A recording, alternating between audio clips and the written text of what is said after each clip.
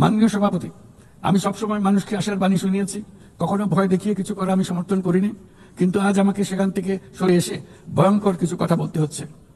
আজ আমি সতর্ক করছি, চরম জাতীয়তাবাদ, অন্যের ক্ষতি হয় এমন ভূ রাজনীতি এবং অন্যের দুর্ভোগ ও পীড়নের প্রতি ওদেশশূন্য বহু দশকের পরিশ্রমে আমরা যে অগ্রগতি অর্জন করেছি তা ধ্বংস করে দিচ্ছে। এর সবচেয়ে মর্মান্তিক চিত্র আমরা দেখেছি গাজায়।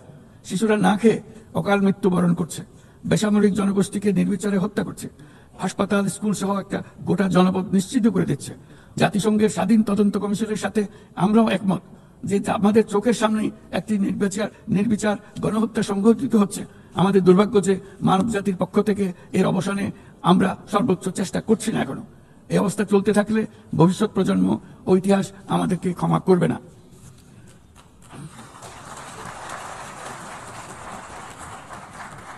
বাংলাদেশের জনগণ, এই বিশ্বের বিবেকবান নাগরিকদের পক্ষ থেকে আমি আবারও জোরালো দাবি জানাচ্ছি যে পূর্ব জেরুজালেমকে রাজধানী করে একটি স্বাধীন ফিলিস্তিন রাষ্ট্র গঠনের মাধ্যমে এই সমস্যার দ্বিরাষ্ট্রীয় ভিত্তিক সমাধান এখনই বাস্তবায়ন করতে হবে।